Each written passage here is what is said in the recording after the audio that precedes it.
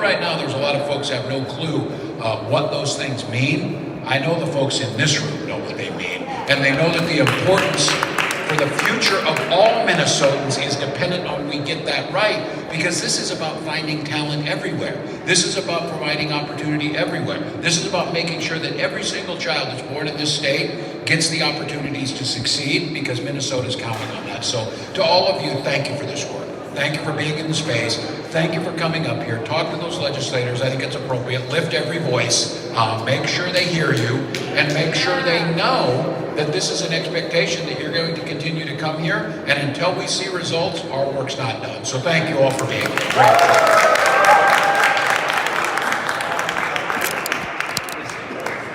Thank you, Governor.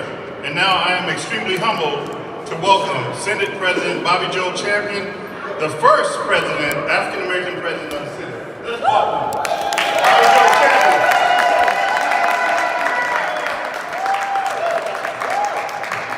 Good afternoon, everyone. Can you do me a favor and let's just give God a hand praise for being here? You know, you can think about that song where it talks about God of our weary years. We understand that faith has to be at the center of everything that we do. Is that right?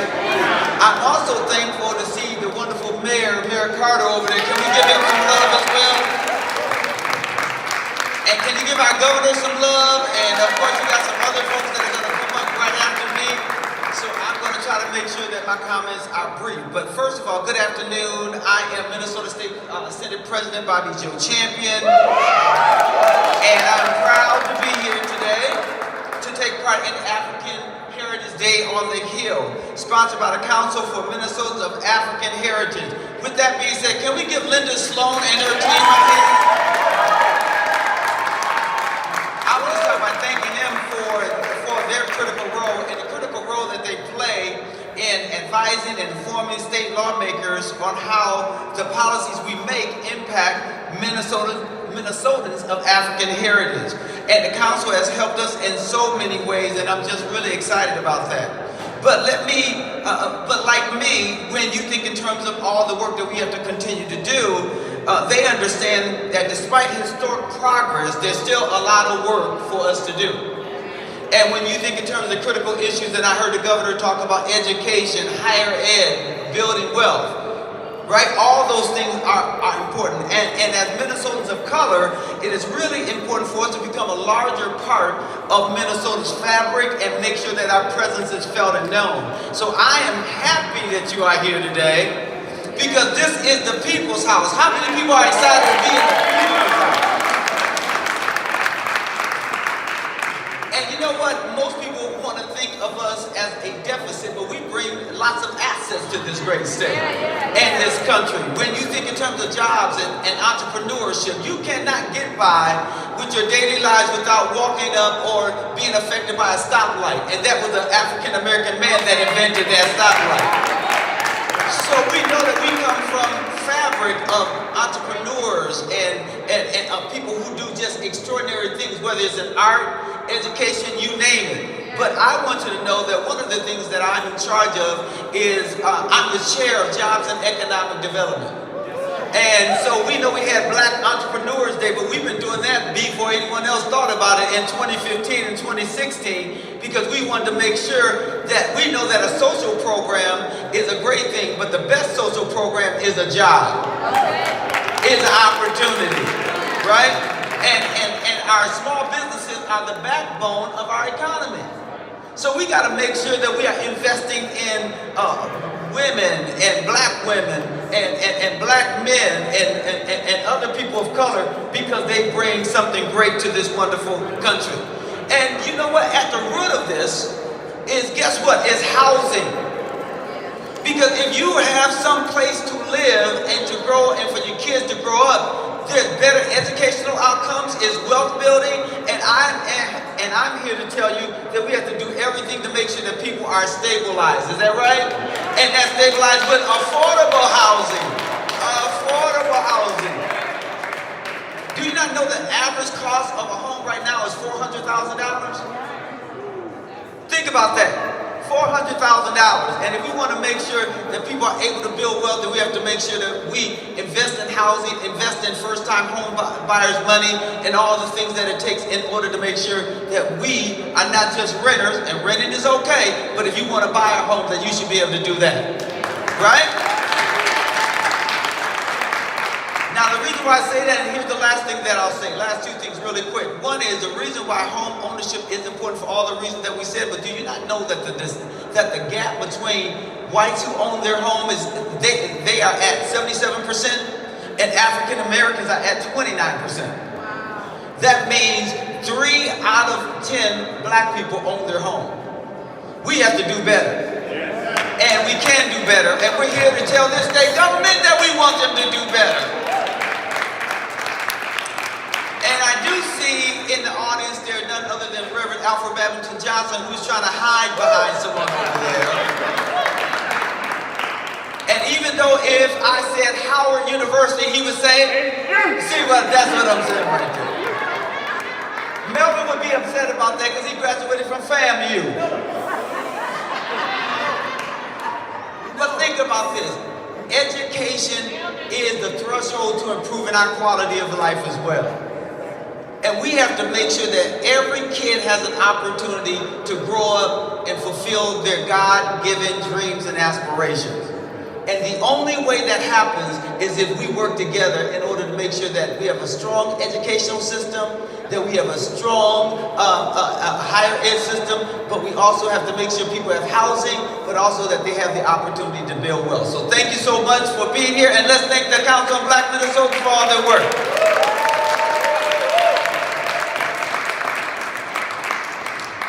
Thank you. As we see, we got busy folks that are here to speak with us, and that's not being wasted. Senate Majority Leader Erin Murphy, let's welcome to the stage. Good afternoon. Good afternoon. My name is Erin Murphy. I am a Minnesota State Senator and the very proud Senate DFL Majority Leader.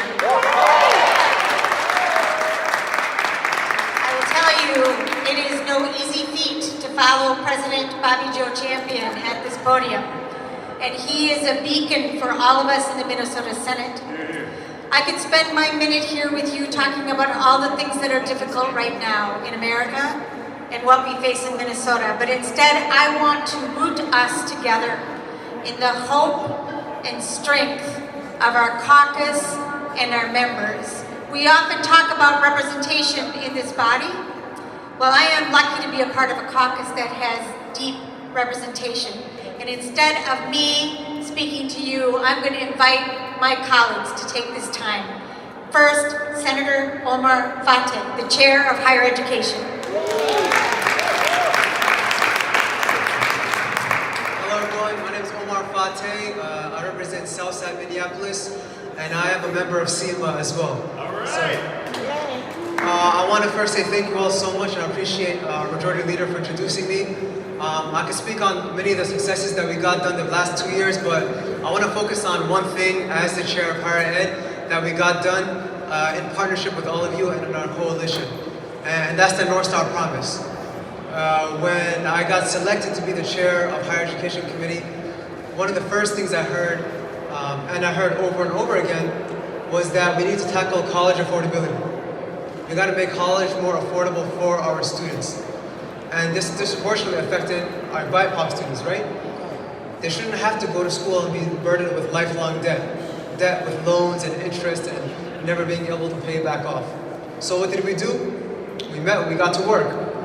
And we were able to pass tuition-free college for working-class families statewide, for both our 2-year and our 4-year colleges. And what? That couldn't happen without you. That happened because of your work and your advocacy and joining the coalition. We got preliminary data around the North Star Promise last month, around the North Star Promise and the North Star Promise Plus, with the plus being the extra stipend for food and housing and transportation. And what did it say? It said 46,000 students benefited. 46,000 kids.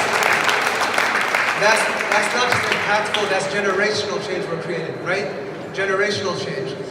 Those are kids that we can plug into the workforce.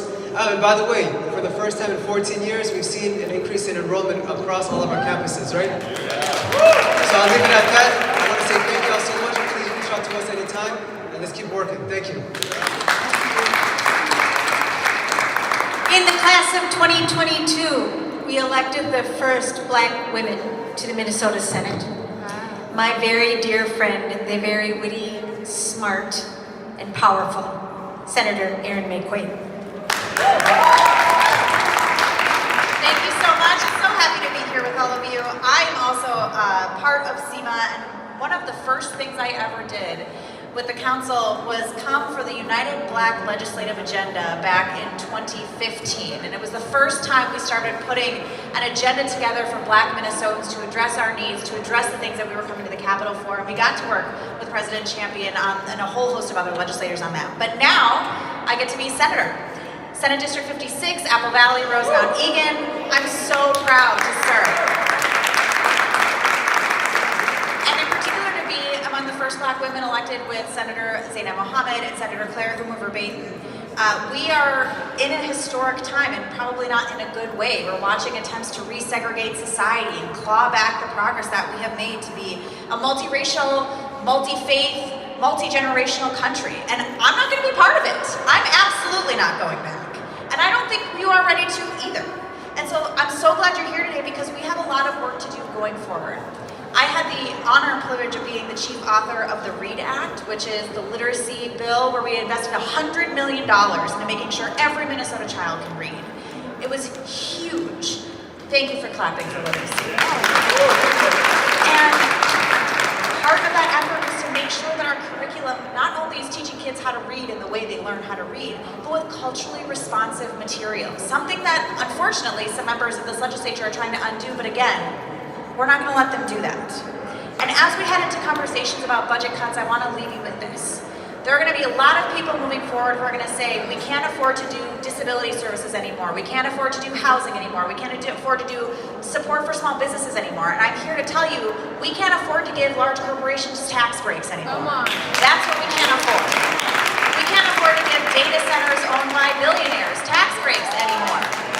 We can't afford to give VIP preferred seating at athletic events tax breaks anymore. Those are the things we can't afford. And so as we head into budget conversations, please use your advocacy to make sure that we are actually stopping the things we can't afford anymore and keeping investing in the things that we know, like the North Star Promise, like the READ Act, like housing, like small businesses. Those are the things that we need in Minnesota, and with your advocacy, we can keep them. Thank you so much. I am, as I said, the very proud majority leader in the Minnesota Senate, proud to serve with Senator Fateh, Senator May Quaid, Senator Hoover-Baten, Senator Zainab Mohammed. They join the rest of us. We join together in the work that we have to do over the next number of months to balance our budget. We're getting a lot of pressure, if you will, some would say bullshit, coming from Washington, D.C.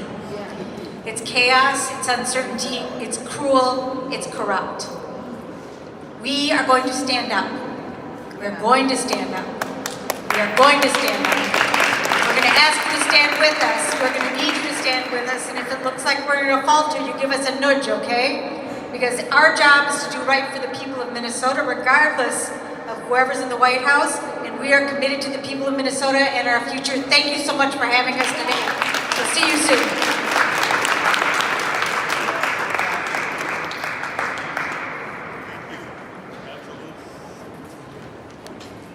It is my honor and privilege to welcome the mayor of St. Paul, Melvin Carter. Let's give